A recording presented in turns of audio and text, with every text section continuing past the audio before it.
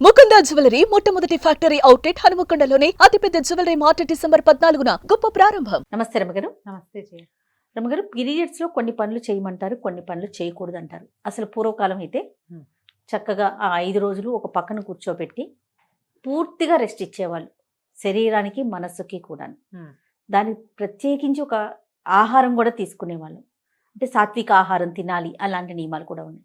సరే, రోజులు మారాయి, కాలంతో పాటు మనం కూడా పరుగులు పెడుతున్నాం, ఆడవాళ్ళు ఇంటికే పరిమితం కావట్లేదు కాబట్టి కొన్ని చిన్న చిన్న మార్పులు చేసుకున్నాం. కానీ కొన్ని విధానాలు మాత్రం మనం మార్చుకోం.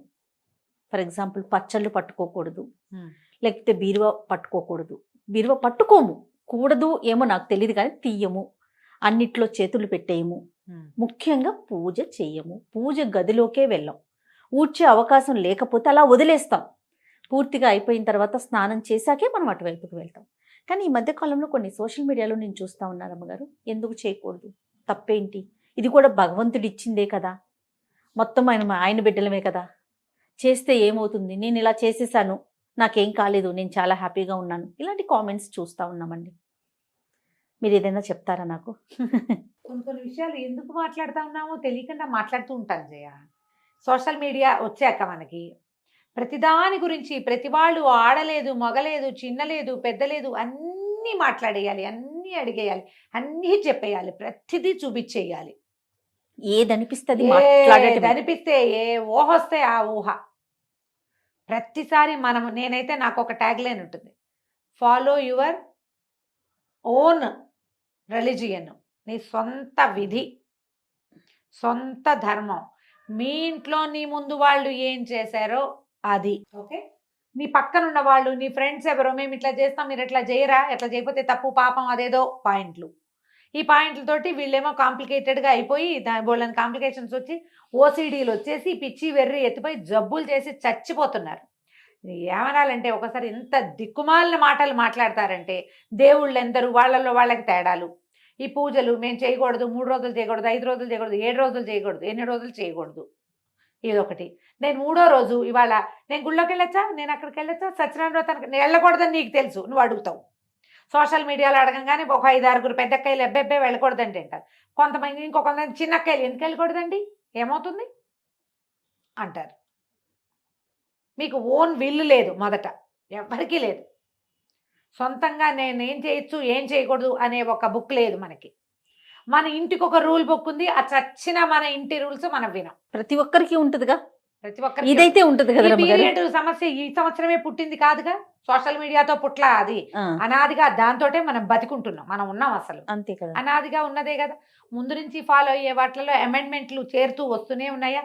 50 ఏళ్ళ నాడు పీరియడ్ వస్తే కాలేజీ స్కూళ్ళకి వెళ్ళేవాళ్ళు కాదు, అసలు కాలేజీలే లేవు అప్పుడు, తర్వాత వచ్చినాయి. పీరియడ్స్లో ఉంటే ఏదో విడివిడిగా ఇంట్లో బయట కూర్చొని కాలేజీకి వెళ్ళి చదువుకొచ్చేవాళ్ళు. అందుకని కాలేజీ నుంచి రాగానే అందరూ బట్టలు మార్చుకునేవాళ్ళు. ఆఫీస్ తర్వాత ఆఫీసులు వచ్చాయి, ఉద్యోగాలకు వెళ్తున్నారు. మధ్యలో డ్యాన్స్ అయ్యి, ఎగిరి దూకు, షటిల్ ఆడు, బ్యాడ్మింటన్ ఆడు, ఇది వాడుకో, దానివల్ల అది కూడా ఆడేయచ్చు, లాంటి యాడ్స్ కూడా చూసాం.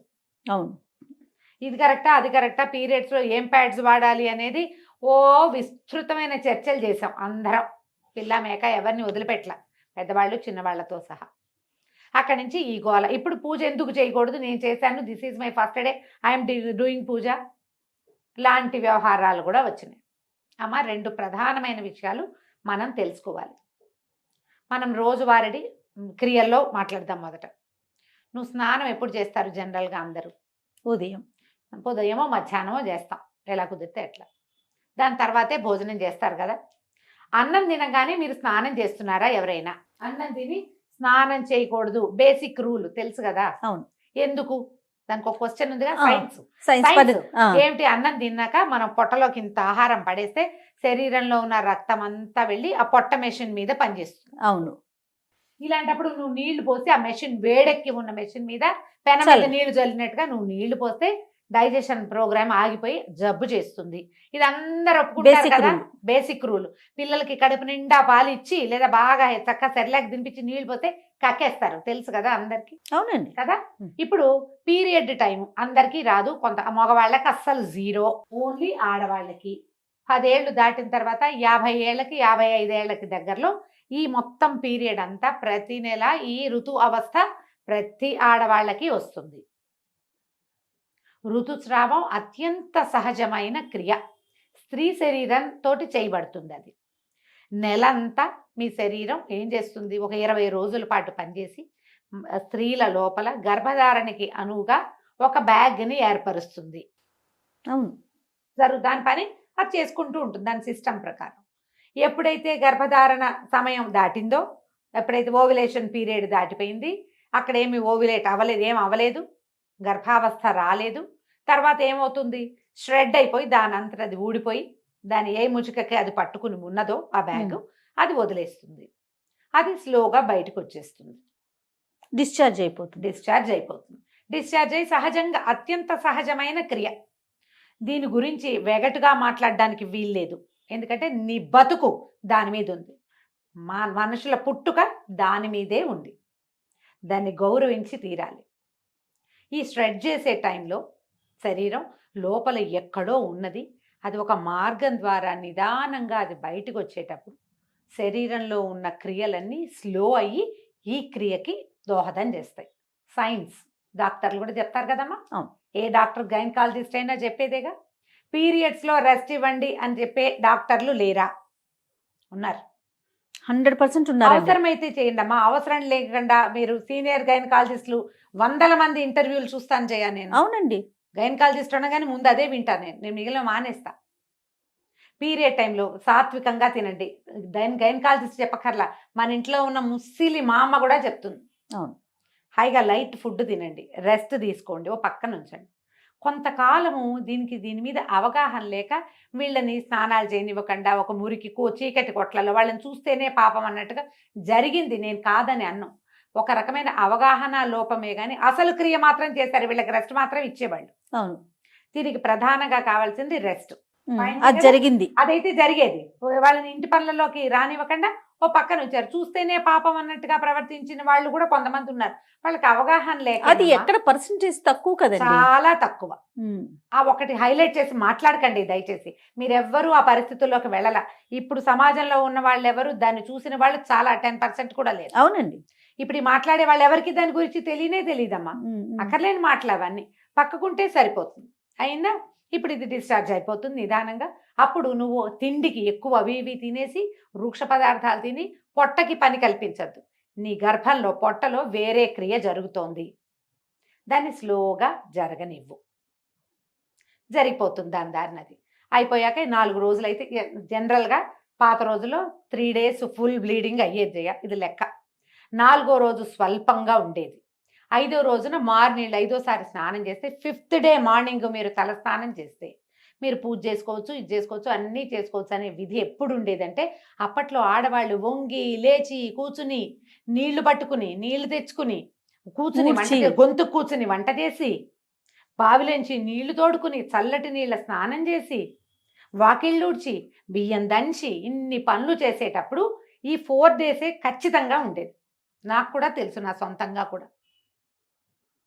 ఎప్పుడైతే మనం ఈ సుఖాలు అలవాటు పడే బాత్రూమ్కి వెళ్ళడానికి నడవము, మనము కింద కూర్చొని ఏ పని చేయము, ఏమి దంచము, తొడము, కడగము, ఊడము, చెరగము, ఏ పనులు లేవు. ఇప్పుడు పీరియడ్స్ పైకి కిందకి సహజంగా అయిపోతున్నాయి అందరికీ కూడా. ఇప్పటికీ కూడా 4th dayకి బ్లీడింగ్ పూర్తిగా ఆగిపోయే వాళ్ళు 50% ఉన్నారా లేదా? ఉంటారు ఖచ్చితంగా. అందుకే ప్రెగ్నెన్సీలు, నార్మల్ ప్రెగ్నెన్సీలు చాలా ఉన్నాయి కదా, ఉన్నాయి కదా. నార్మల్ ప్రెగ్నెన్సీ ఎవరికి వస్తుంది? పీరియడ్స్లో ఫ్లక్చుయేషన్స్ లేని వాళ్ళకి నార్మల్గా ప్రెగ్నెన్సీలు వచ్చేస్తాయి. ఏదో ఫ్లక్చుయేషన్ ఇబ్బంది ఉందంటే మీరు పని చేయకపోవటం వల్లే అని నేను అన్ను, రకరకాల ఎలిమెంట్స్ అయ్యి ఉంటాయి. అయిందా? ఇప్పుడు ఈ క్రియలో ఇది సహజమైనది, మీకు అందరికీ తెలుసు, నేను మళ్ళీ చెప్పాను. వేరే పూజ దగ్గరికి వద్దాం. వాట్ ఈజ్ పూజ? ఏంటమ్మా పూజ? భగవంతుడు నువ్వు 2 పూలు తెచ్చి ఊరికి ఇక్కడ పడేసి అలంకారం చేసుకోవటం కాదు. నీ పూజ చేస్తే మన శరీరంలో ఉన్నటువంటి బ్లడ్ పైకి వెళ్తుంది, చక్రాస్లో ఉన్న ఎనర్జీ పైనున్న సహస్రారంలో ఉన్నటువంటి శక్తిని చూడ్డానికి పైకి వెళ్తుంది. అది మనకి ఇప్పుడు పీరియడ్లో శక్తి అంతా ఎక్కడికి వెళ్తోంది? తిరోగమనంలో ఉంది, కిందకి వెళ్తోంది. ఈ కిందకెళ్ళే శక్తిని నువ్వు పట్టిలాగి పైకి తీసుకెళ్తానంటాం ఏంటి గొప్ప? అది ఏంటమ్మా? అది ఎందుకు చేయాలి ఆ పని? పూజ అంటే నువ్వు పువ్వులు పెట్టడం, ఐఎమ్ డూయింగ్ పూజ, నాకు ఇంగ్లీష్లో 4 వాక్యాలే వచ్చమ్మా, అంతకంటే రావు, ఇవే వచ్చు. డూయింగ్ పూజ అంటే ఏమొచ్చు మీకు? ఏవో 2 పువ్వులు పెట్టి ఒక దీపారాధన చేసి ఒక అగరత్తులు వెలిగిస్తే అది పూజ ఏమి అయిపోదు. ఇది ఊరికే క్రియ చేస్తున్నాం అంతే మనం. పూజ అంటే ఏదైనా చదవటం, ఏదైనా భగవంతుడికి ఆత్మ సమర్పణ చేయటం అమ్మా పూజ అంటే. అది క్రియ కాదు, ఉమ్, ఉమ్. క్రియ కాదు. ఈ పై క్రియ చేసి నేను పూజ చేశాను, పీరియడ్స్ లో ఉన్నాను, నేను చేస్తున్నాను, నాకేమీ కాలేదు, మీకు కూడా ఏం కాదు, చెయ్యండి అంటే నువ్వు ఒకదానివి 2 పువ్వులు పెడతావు. నేను అట్లా పెట్టను, నా పూజ అది కాదు. నాకంటే పూజ అంటే ఇంకోటి ఉంది. నువ్వు చేసావని నేను చేయకపోయినా ఎవరో ఒక పిచ్చి మొహాలు 5-6 గట్టిగా అవి ఇవి చదువుకుని చేస్తే వాళ్ళ బ్లడ్ పైకి పంప్ అవుతానంటుంది, ఓ పక్కన బ్లడ్ ఫ్లో కిందకి వెళ్తోంది. ఎందుకు చేస్తారమ్మా ఈ పనులు? ఎందుకు చేయొద్దన్నారు? అసలు పీరియడ్లో ఈ పని వద్దు అని ఎందుకు చెప్పారంటే 2 పద్ధతులు. తిరోగమనం కిందకి ఫ్లో అవుతున్న దాన్ని నువ్వు పైకి పంప్ చెయ్యొచ్చా? ఈ పూజ పిచ్చి ఎందుకు? 5 రోజులు నువ్వు ప్రశాంతంగా ఉండొచ్చే, 4 రోజులు పూజొద్దు, వంట తంటా చేయబోక హాయిగా ప్రశాంతంగా ఉండు, నీ శరీరం బాగుంటుంది, నీ హార్మోన్స్ చక్కగా ఫ్లో అవుతాయి. ఒకవేళ నీ ప్రెగ్నెన్సీలు మనం ఇప్పుడు కంటల్లా 5 వరకు అంటే బాగా కనేవాళ్ళమ్మా. అవును.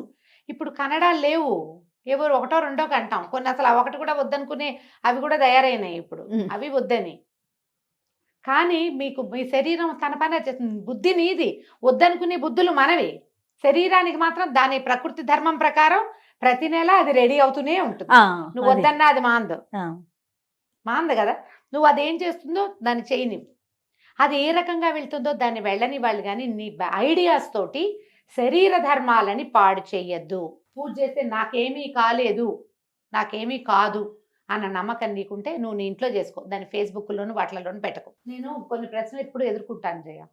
వాళ్ళ 4th డే గుళ్ళోకి వెళ్తా, ఎప్పుడు వెళ్ళను ఎందుకు అడుగుతారమ్మా? నాకు తెలియక అడుగుతా. సొంతంగా డిసైడ్ చేసుకోరు మీరు?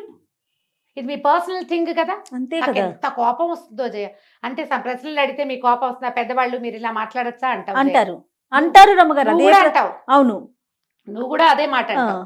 నేను అంటాను నీ సొంత పర్సనల్ థింగ్ నువ్వు ప్రతిసారి చేస్తావు. మీ ఇంట్లో మీ అమ్మ చెప్పింది, అమ్మమ్మ చెప్పింది, మేనత్త, అత్తగారులు అందరూ చెప్పుంటారు కదా, అవును. ఈ క్రియ ఉన్నప్పుడు ఇది చెయ్యకూడదు అని. నాతో అవుననిపించుకోవాలని మీరు ఎందుకు అనుకుంటారమ్మా? అసలు తప్పు కదా అది. నాకేం బ్లీడింగ్ లేదండి, నువ్వే డిసైడ్ చేసుకో. రెండో మనిషి నీకు అనుమానం ఉంది కాబట్టి నన్ను అడుగుతావు. అనుమానం ఎప్పుడు వస్తుంది జయ? అది తప్పని నీకు తెలిసినప్పుడు కాదు. అంతే కదా. అవునా కాదా? ఖచ్చితంగా. దయచేసి ఈ పీరియడ్స్కి ప్రవచనకర్తలు, పెద్దవాళ్ళు, ఆడవాళ్ళు మాట్లాడడం మానేయండమ్మా, స్పందించడం మానేయాలి. ఇది లాస్ట్ స్పీచ్. నేను మళ్ళీ ఇంకొకసారి పీరియడ్ మీద నీతో మాట్లాడి చేయ. పీరియడ్స్ గురించి ఇక నన్ను అడగద్దు, నేను చెప్పను. ఇవి వినడం వల్ల మీరు కేసులు చుట్టాలనేనేమో అవి చూస్తున్నాను. ఇవి అతిగా మాట్లాడతారు, మగవాళ్ళు కూడా చెప్తున్నారమ్మా అక్కర్లేని మాటలు. ఎందుకు వచ్చింది ఇవి ఈ మాట్లాడడము? ఇవి విన్న వాళ్ళలో ఒక్కొక్కళ్ళు భయస్థులు, పిరికి వాళ్ళు, పాపం మానసికంగా బలహీనలమ్మా. ఇవి విని భయపడి చచ్చి అదేదో ఎక్కడైనా అంటిందేమో, ఏదైందేమో, ఓసిడీకి లోనయ్యి జీవితాలు మిజరబుల్ చేసేసుకుంటున్నారు జయ. 40 పైన కేసులు మాట్లాడాను జయ ఈ ఒక్క విషయం మీద. నేను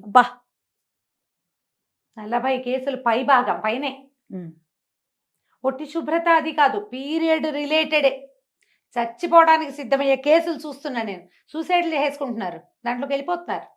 పిల్లలు కలిపేశారని, ముట్టు కలిసిపోయిందని, అదేదో పంప మునిగిపోతుందని, ఆ 3 రోజులు వాడుకున్న బట్టలు మళ్ళీ వాడుకోకూడదని, గాజులు వేసుకున్న వాళ్ళు గాజులు కూడా తీసి బయట పారేయాలని, ఎన్నెన్నో మార్చాలి, ఇల్లంతా కడిగేసేయాలి, బట్టలన్నీ ఉతికేసేయాలి, దుప్పట్లన్నీ తీసి బయట పారేసేయాలి, పిల్లలు స్కూల్ నుంచి ఇంటికి వస్తే డేగ కళ్ళతో ఆ పిల్లలకి తల్లికి రిలేషన్ ఉండటల్లా ఇట్లా అవుతోంది. మీరందరూ మాట్లాడడం మానేయండి దయచేసి. అయితే అతివృష్టి రేపు అనావృష్టి చూస్తున్నాం. అవునా కదా రమ్మగారు? ఎవరి ఇళ్లలో ఏముందో వాళ్ళ ప్రకారం వాళ్ళని పాటించుకోనివ్వండి దయచేసి. పీరియడ్స్ లో చేయొచ్చా అని ఎవరైనా అడిగితే అమ్మా, ప్రవచనకర్తలు మీరు మాట్లాడకుండా ఉంటే చాలా రకాల మానసిక సమస్యలకి అసలు సమాధానాలు లేని స్థితిలో వాళ్ళని పెట్టేసిన వాళ్ళం అవుతున్నాం. నేను కూడా ఇంక్లూడెడ్ జయ. నేను చెప్తున్నా కదా, చేసిన పాపని చెప్తే పోతుంది. ఇదే లాస్ట్ వీడియో జయ. ఇక మళ్ళీ పీరియడ్ రిలేటెడ్ ఇష్యూ క్వశ్చన్, ఏ పండగ గురించి నువ్వు పీరియడ్లో ఉంటే ఎప్పుడు చేసుకోవాలమ్మా? పోలిపాడ్యమి నాడు దీపం పెట్టాలి. పాడ్యం వెళ్ళిపో రోజు నువ్వు బయట ఉన్నావు, 5 రోజుల తర్వాత మార్గశిర మాసంలో దీపం పెట్టమని నేను చెప్పచ్చా నీకు? తప్పు కదా. వినాయక చవితి నాడు పీరియడ్ వచ్చింది, ఎప్పుడు చేసుకోవాలి? ఏమి ఒక సంవత్సరం మానేసి వచ్చే సంవత్సరం చేసుకోకూడదమ్మా. కాదు రమ్మగారు, వినాయక చవితి పూజ దగ్గర నుంచి దసరా నవరాత్రుల దగ్గర నుంచి ప్రతి దానికి ఈ ప్రశ్నే చూస్తూ ఉంటాం అయినా మనం. కార్తీక మాసం, అది కూడా కార్తీక మాసం 5 రోజులు దీపాలు పీరియడ్ వచ్చింది మా ఇంట్లో దీపం ఎలా ఏమవుతుంది కొంప మునక మానేసేయండి. తర్వాత పెట్టుకో. నీ స్థితి నీకు ఒకదానికే కాదు కదా, నీ చుట్టూతో ఉన్న ప్రకృతి కూడా తెలుసు కదా. ఎస్, పిల్లలుంటే పెట్టించండి, లేకపోతే మానేయండి. కేవలం కామెంట్లలో ప్రశ్నలు మీ దాకా తీసుకొస్తున్నారు అమ్మగారు, కానీ మీరు పర్సనల్ గా కూడా ఎన్నో ప్రశ్నలు మాట్లాడతా. ఎదుర్కోవాల్సి వస్తుంది, మాట్లాడాల్సి ఈ వస్తుంది. 5 రోజులు పెట్టుకోలేనమ్మా, ఇప్పుడు ఏం చేయనమ్మా, ఆ తర్వాత పెట్టుకోండి అమ్మా అని చెప్తా. ఇదే ఆన్సర్. అవునని చెప్పాలి జయ, కనీసం 30 మందికి చెప్పా ఈ మాట, తెలుసా? కార్తీక మాసం రోజు దీపం పెట్టుకోవాలి కదమ్మా, పీరియడ్లో పెట్టుకోలేము, అప్పుడు ఎలాగమ్మా? మీ ఆయనతో పెట్టించండి. మొగుడు ఒప్పుకోకపోతే కొట్టుకు చేస్తారా మీ ఇద్దరు ఈ విషయం మీద? వదిలేయండి. ఈ పీరియడ్ ఇంత గోల్ చేస్తోందమ్మా, సహజమైన క్రియని ఎంత కాంప్లికేటెడ్ చేసేసుకుంటారు. చిన్న పిల్లల ముందు, పెద్దవాళ్ళు మీరు అన్నట్లుగా అందరి ముందు మాట్లాడేయాల్సిన పరిస్థితి వచ్చేస్తుంది. అంటే అదేదో దాచేది కాదు, కానీ మాట్లాడుకోవాల్సిన అవసరం కూడా లేదు కదా. లేదు, మీ ఓన్ సిస్టమ్ ని ఫాలో అవ్వండి. ఎస్, కానీ స్ట్రిక్ట్ గా చెప్తున్నా నేను, పీరియడ్స్ సమయంలో చాలా అత్యవసరమైతే కానీ మీరు ప్రయాణాలు చేయొద్దు. సాధ్యమైనంత లైట్ ఫుడ్, సింపుల్ ఫుడ్ తీసుకోండి. సాధ్యమైనంత తక్కువ పని చేయండి. పూజ అని మీరు దేన్ని భావిస్తున్నారో, ఏదైతే మీలో ఆధ్యాత్మిక భావాల్ని పెంపొందిస్తుందో ఆ పని చెయ్యొద్దు. ఇట్స్ ఏ నో మీన్స్ నోయే. ఆధ్యాత్మిక భావాల పెంపొందించడం అంటే బ్లడ్ ఊర్ధ్వగామి అవుతుంది, రక్తం పైకి వెళ్తుంది, అది చేయకూడదు. శరీరాన్ని దాని పని దాన్ని చేసుకొనివ్వండి. రైట్. నమస్తే. నమస్తే.